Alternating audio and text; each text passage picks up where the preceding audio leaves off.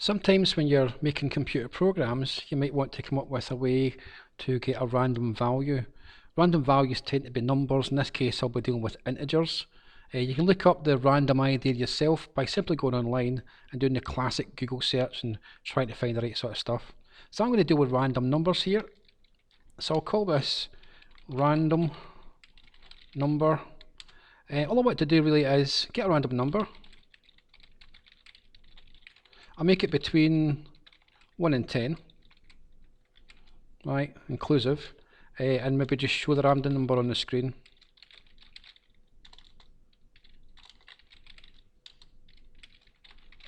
Very straightforward stuff there. So the code itself is something you haven't came across before. I'm going to use this word import random and see if it works. So the thing to do is maybe save this, call this random, and then run it and watch it crash. So it didn't crash, that's good. Because it didn't crash, it means it found this thing called random. And the word import means add in other commands from somewhere else. And I've said here I added the commands from a thing called a module. And this module is called random. And random contains commands about random numbers and things like that.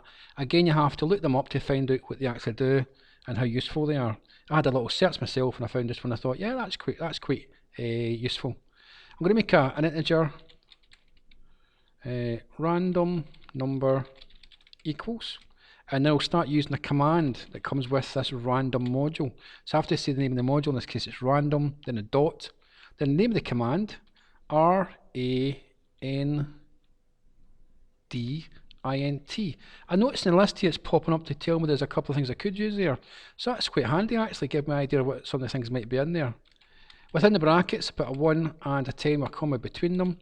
And I'm basically saying here, get myself a random number, and I'll use print, and I'll just print the random number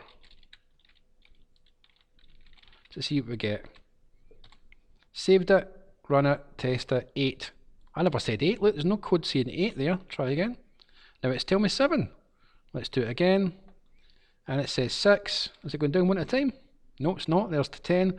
So it's basically giving me a random number. It's generating it each time the program runs, which is really quite handy when you think about it. Right? I'm going to alter this code a little bit to see what happens when I use a for command. Right? So remember the for command? You can give it some sort of variable name there, in range, and you give it a range. I'll say 1 to 11, which means do it 10 times. 1 to 10, really. There you go. And I want it to get a random number and print the random number. Let's see what happens. Oh, error mistake. There you go. Usual. I keep forgetting to put colons in at the end of these lines. And there you go. There's a bunch of random numbers. Going through this list here, you can see some repeat, but that proves it's random, doesn't it? Try it again. Different random numbers. So it's very easy to get a random number if you need one. So it's not a bad idea. You might find a use for it. Some people do, some people don't. Okay. I'm going to now add to this and put in something to do with guessing for random numbers. So this for loop's in there, very good. I'm going to take the for loop out. I'll bring this back the way it was. I'll probably put some more code in. Right, so I'm going to get a random number here. I'm not going to print the random number yet. Right, I'm going to get the user to type in a number themselves. Enter a guess. So I'm basically trying to guess the random number between 1 and 10. Right, you know some people say pick a number between 1 and 10 and sometimes you're right, sometimes you're wrong. This is the same idea. So I'm going to say I want some sort of integer, let's call it guess number.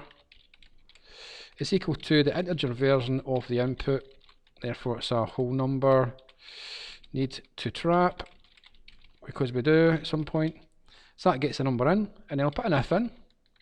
If the guess number that someone typed in is equal to the random number, let's say something you guessed correctly.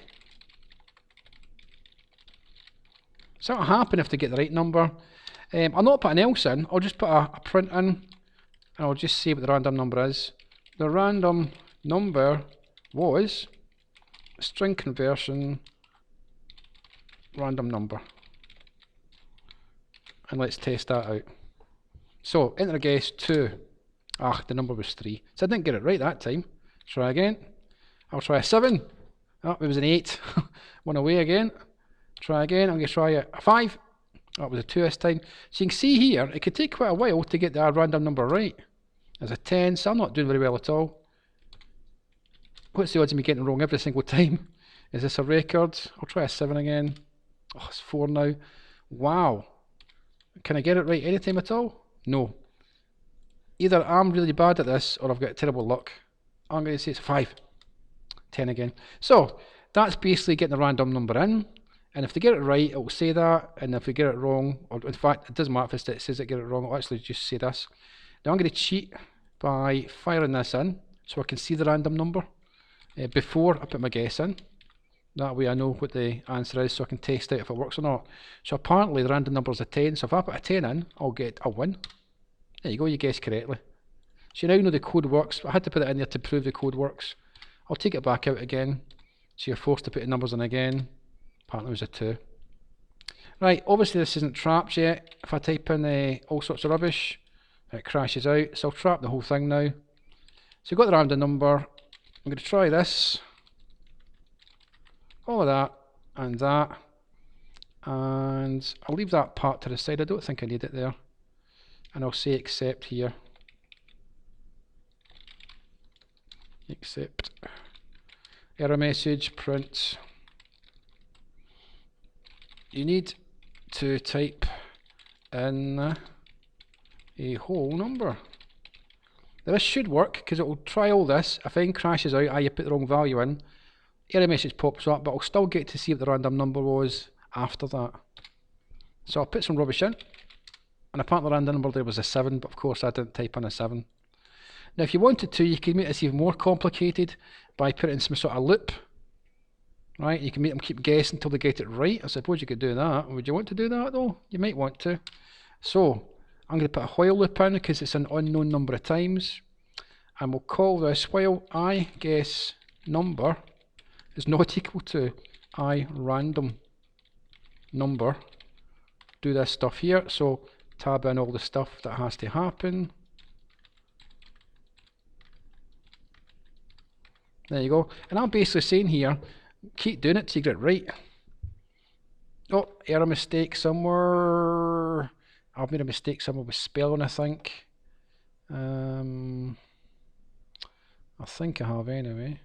I'll grab that there, paste it in there. Grab that there, paste it in there. Let's see what I've did. It says I guess number not defined.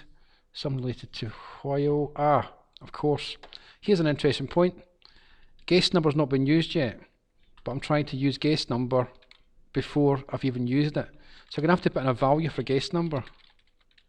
I guess number equals. Now because it's between 1 and 10, any number that's not that means it won't equal. So I can put in say an 11 and that'll be fine. That'll keep the loop working. So it's basically saying while 11 is not equal to whatever 1 to 10 is. Test it out. Guess number 2. No, got it wrong. 1, 3. Apparently the answer was 3. So that's a while loop repeating again and again and again until you get the guess correct.